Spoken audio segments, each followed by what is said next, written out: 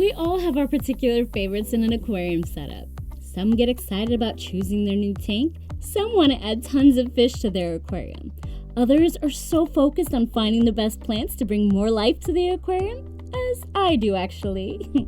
And some turn into a full-time researcher by browsing the web for the best aquarium maintenance tools to use. But there is this one aquarium necessity that the majority of us pay little attention to. It's something that our eyes always see, but yet our mind often overlooks it as one of the most essential items for our tank. If you know what I'm saying, give this video a thumbs up as a high five gesture. And if you can't think of the answer, I'll drop a hint for you. You'll see these small particles at the bottom of your tank. I see you smiling in realization over there. If you guessed that it's substrate, you'd be correct.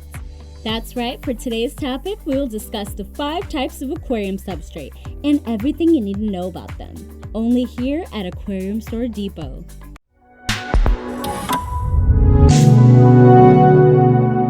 You might be surprised to learn how much your aquarium substrate reveals about you as a fish keeper. Different substrates have become the most advantageous and aesthetically pleasing options over time. In contrast to the coarse gravel and crushed coral that were popular 10 years ago, most home aquariums now use naturally colored sands and specialized aquasoils. Both freshwater and saltwater ecosystems depend on their substrates. A substrate is full of inert and active substances, minerals, and nutrients that are necessary for the success of your aquarium, much like a garden to be exact. That's why, if you're a plant lover like me, you should understand how vital healthy soil is to them. Beneficial bacteria in the aquarium can rely on the substrate to survive and develop while processing the nitrogen cycle, turning ammonia into nitrite and then nitrate. Actually, some anaerobic bacteria species living in deep substrates carry out the process of turning nitrate back into nitrogen gas.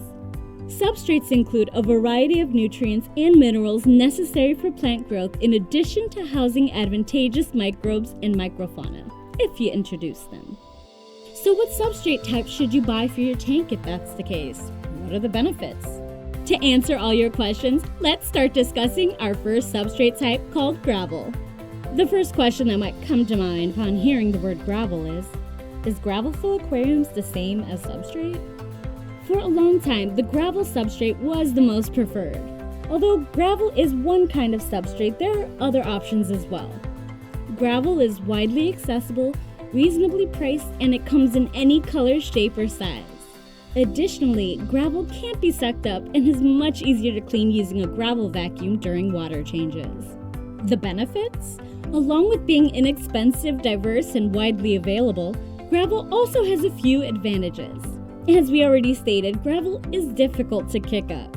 This is extremely helpful when dealing with fish that tend to change their habitat, like African cichlids, or in an aquarium with a strong water flow. But there are also a few cons to using it as a substrate for your tank.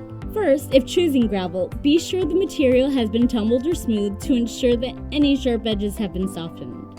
Unsafe and unhealthy conditions can result from sharp gravel cutting bottom-dwelling fish or trapping additional fish waste. Second, many of the colorful gravels include epoxy coatings or artificial dyes. Although these substances may not initially endanger the aquarium, they will gradually degrade and reach your fish's water column and bloodstream. And third, gravel is not the best substrate for a planted aquarium. Because aquarium gravel is bulky and asymmetrical, it is challenging for plant root systems to spread out and flourish. While the right type of gravel can work with plants, it's not the best choice for it. Jumping in our second substrate on the list, we have Pebbles.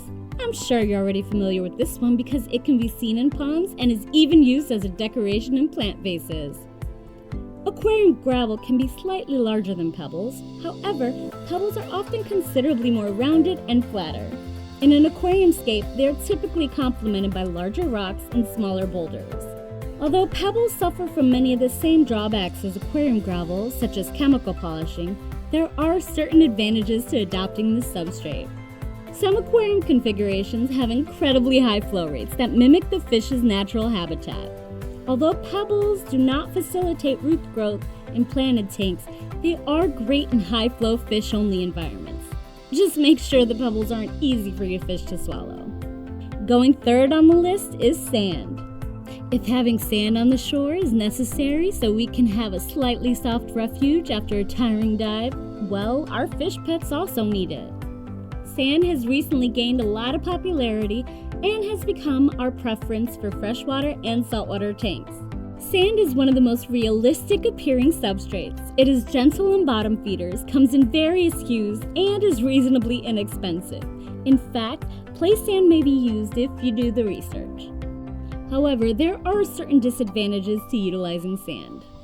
Sand is not easy to clean, which is one of the primary issues with using it as a tank substrate. As the sand compacts in dead plant material and other organic waste buildup, this may result in anaerobic conditions.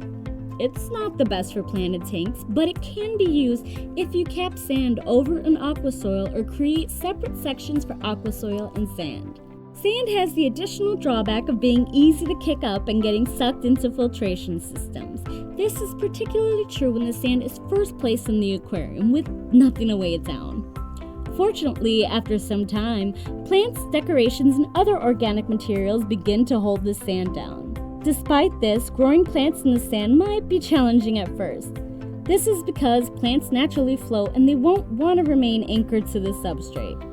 Sand is also poor for holding nutrients. Your best option with an all-sand setup is to use water column feeding plants and attach them to decor like driftwood or rocks. Now for reef tanks, sand is known as an ideal substrate. It is surface clean and many cleanup crew members will happily run through your sand to keep it clean. Our fourth substrate is Aqua Soil. A fairly common substrate for sophisticated planted tank setups is Aqua Soil. This porous substrate, frequently made of clay, provides vital nutrients to living plants. Tropica and ADA Aqua Soil are two of the most well-liked varieties of Aqua Soil. Aqua Soil outperforms the majority of other substrates in terms of sustaining root growth. Aqua Soil is thick enough to initially weigh down plants, which lessens some of the aggravation that often comes with using sand. This substrate is porous, lightweight, and easy for roots to grasp and grow. But how aqua soil functions is another matter. A properly constructed aqua soil is a nutrient-rich substrate that transports nutrients from the water column into the root systems and delivers nutrients directly to plant roots. Aqua soil is advised for heavy feeders and carpeting plants in either case.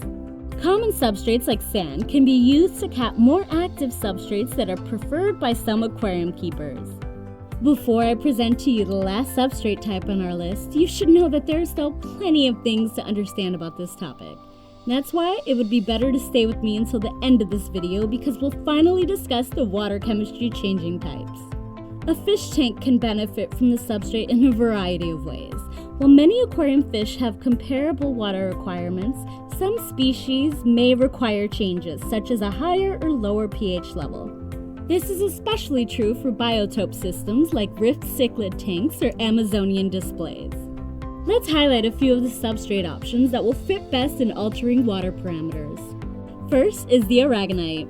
Reef tank keepers prefer this sand over other types. The widespread substrate is made of calcium carbonate, which dissolves in water to raise the pH and water hardness to those often seen in salt water. They are obtainable in a range of grain sizes. Second is crushed corals. Like Aragonite, the crushed coral substrate comprises tiny, sharp fragments of disintegrated shells, coral skeletons, and other calcium carbonate formations.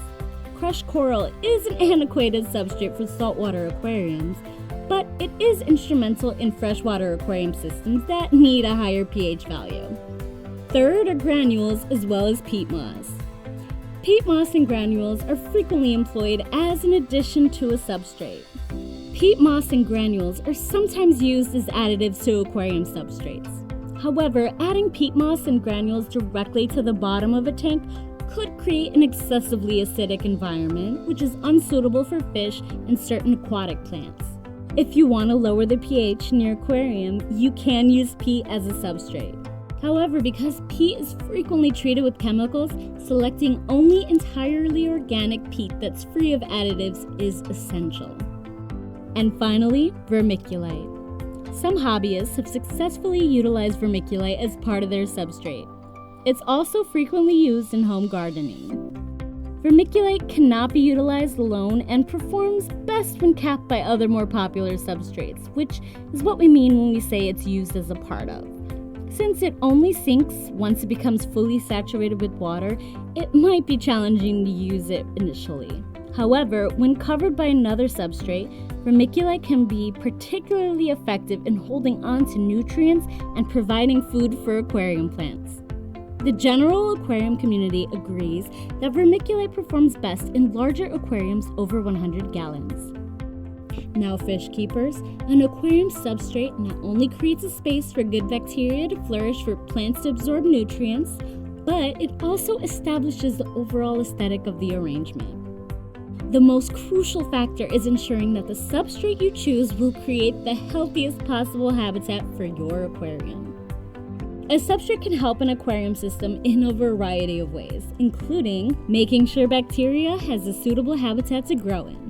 While most helpful bacteria in aquariums reside in the filter media, some depend upon surviving and reproducing in the substrate. Depending on the depth of the substrate bed, they can be aerobic or anaerobic species. Apart from that, the substrate also gives nourishment. All substrates eventually begin to erode and release nutrients over time, but this is a highly drawn out and unpredictable process.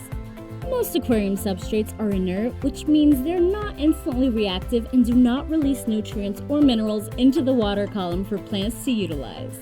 The good news is that many aquarium substrates, particularly those for freshwater aquariums, have started incorporating helpful chemicals to assist plant growth.